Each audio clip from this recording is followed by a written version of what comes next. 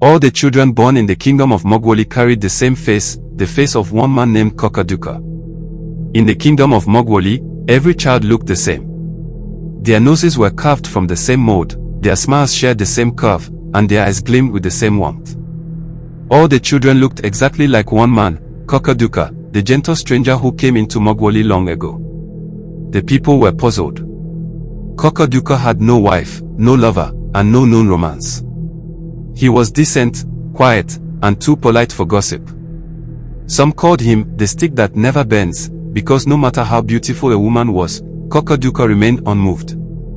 He was the kind of man who would smile at everyone but love no one. And yet, here they were, dozens of children with his face, laughing and running around the land.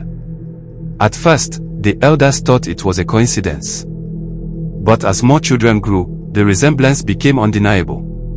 Visitors entering the land would whisper, "Why do all your children look like that man over there?"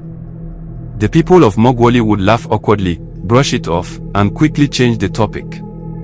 But deep down, fear began to stir. Something was not right.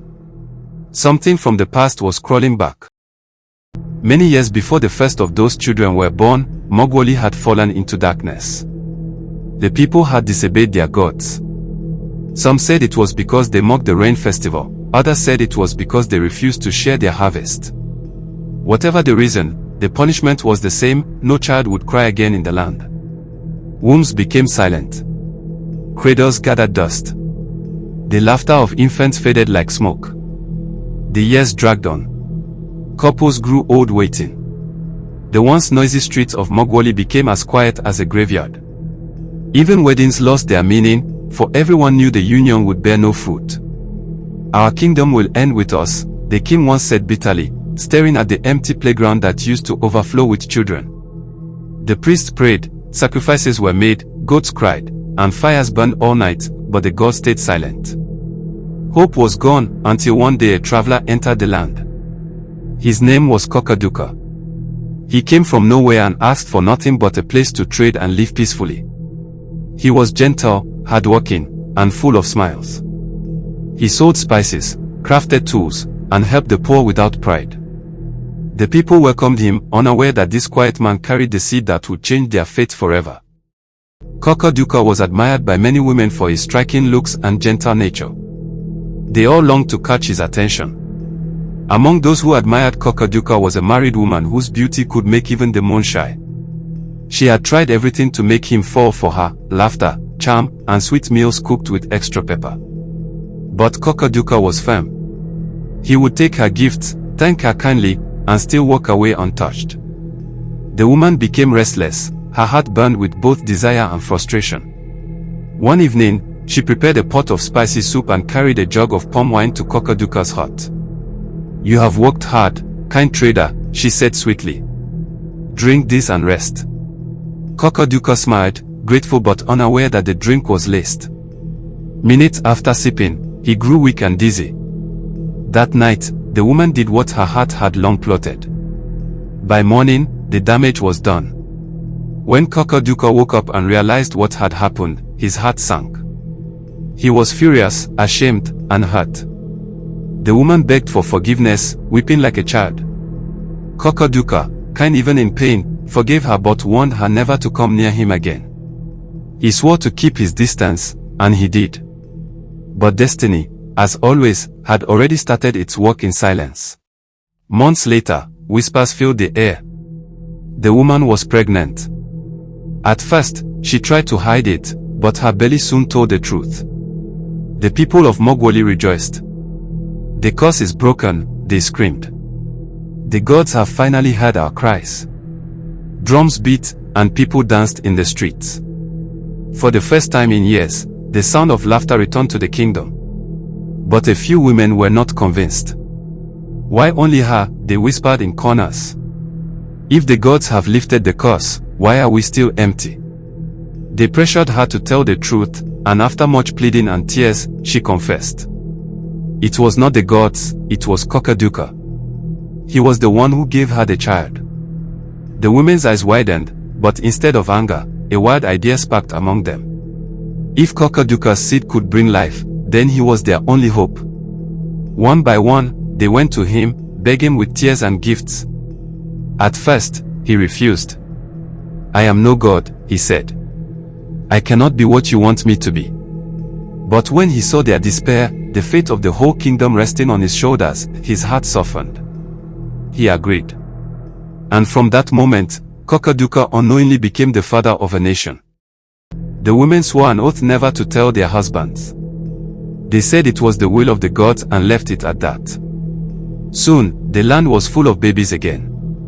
Crying filled the nights, laughter filled the mornings, and the people danced in joy. The men believed the curse had ended naturally. They offered sacrifices to thank the gods, unaware that their savior lived quietly among them. Cockadooka, though loved by all, was burdened inside. He played with the children, gave them gifts, and watched them grow, yet he could not call them his own. Every time he had a child call another man father, a shadow passed over his heart. The people adored him, the men respected him, the women called him our treasure, and the children called him Uncle Cocker. But only he knew the pain behind his smile. Then came the queen. She alone had not conceived. She envied the women but knew nothing of their secret. When she asked questions, they avoided her. But one day, a maid, tired of pitying her, told her the truth. The queen's eyes widened in disbelief. "Cockadooka," she whispered. "That gentle trader." Curiosity turned into determination. She decided she must see him herself. One afternoon, the queen arrived at Cockadooka's hut, dressed in royal silk and followed by servants carrying baskets of gifts, gold, perfumes, and food. "Cockadooka," she said gently, "our kingdom owes you much." Cockadooka bowed. "My queen, I am just a humble man." But the queen was not there for courtesy. She begged him to help her the way he helped the other women. Cockadooka refused. "My queen, please. I cannot touch the wife of my king." Days passed, and she returned again and again. She cried, pleaded, and offered him everything, even her royal jewels. At last, his resolve broke. It was not lust that made him yield but pity. Months later, the palace echoed with the cries of a newborn, a baby boy. The kingdom erupted in joy. The king named his son Prince Cocker, in honor of his dear friend Cockadooka. The irony was painful. The child bore the same eyes, the same smile, everything. But Cockadooka only bowed and smiled sadly. Years passed, and the truth began to show. The children grew and looked more and more like Cockadooka. Strangers noticed it first. Then the men began to talk. How can every child look like one man? The elders held meetings. Some defended Cockadooka, saying it was divine coincidence. Others said, the gods must be playing tricks on us. But deep inside, the truth was crawling out of its hiding place. When the pressure became unbearable, the elders demanded that every woman swear before the gods that she knew nothing. Panic spread. The women trembled. The queen could bear it no more. She stood before everyone and confessed. It was not the gods, she cried. It was Cockadooka. One by one, other women fell to their knees, weeping. The men grew furious and marched to Cockadooka's hut, but it was empty. He had fled. The queen had warned him the night before. They would come for your head, she said. Time passed.